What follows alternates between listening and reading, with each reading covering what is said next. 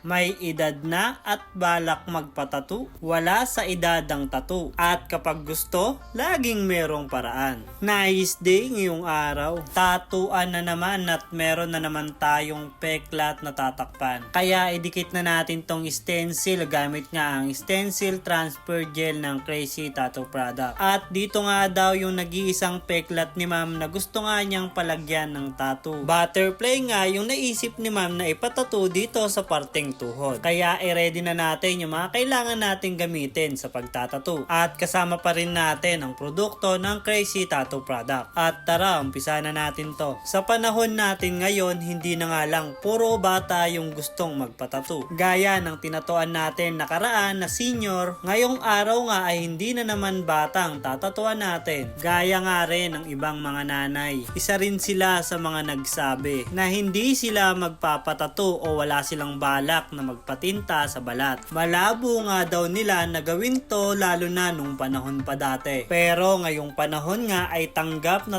na at marami nang nakaka-appreciate ng art gamit nga ang tattoo at wala na nga sa edad. At yung nagsabi nga na hindi sila magpapatato ngayon nga ay nagpapatato na sila. Pero sino nga ba ang hindi magpapatato sa panahon ngayon? Mga katawan nga na naggagandahan dahil sa tattoo ang makikita mo sa paligid. Kakaiba na yung art gamit ang tattoo. Buhay na buhay at ang gaganda ngang tignan ng mga tattoo. At kahit na sino nga ay naiengganyo na talaga na magpatato. Gaya nga rin nila ma'am, bukod nga sa art na makukuha nila gamit ang tattoo, meron pa silang natakpan na dating alaala na ayaw na nilang maalala pa. Mga sugat ng kahapon o mga aksidente na gusto nang makalimutan. At kadalasan, hindi lang sila basta-basta nagpapatato para magandang tignan. Dahil kaya sila nagpapatato para maging malakas sila. Pinapatato nila yung mga bagay na nagpapalakas sa kanila. Gaya ng iba na nagpapatato ng mga mahal nila sa buhay o pamilya. At yung iba,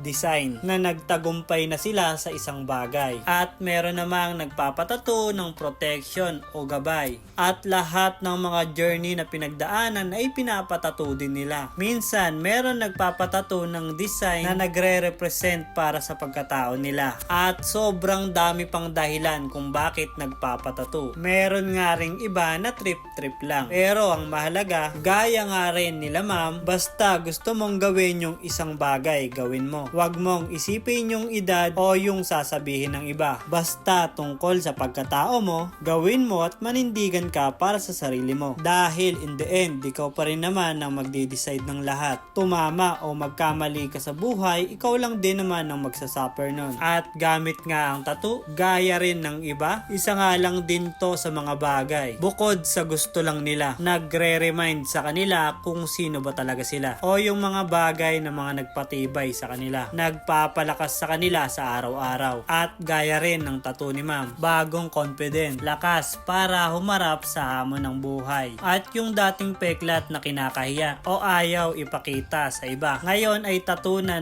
pwedeng ipagmalaki o ipagmayabang para sa iba. At eto na nga, tapos na rin pala tayo. Gamitan na natin ng foaming soap ng Crazy Tattoo Product. At eto na nga yung kinalabasan sa ginawa nating tattoo. Eto yung dating peklat ni ma'am. At eto na yung kinalabasan ngayon. Kung ikaw naman yung magpapatattoo, ano ang dahilan mo?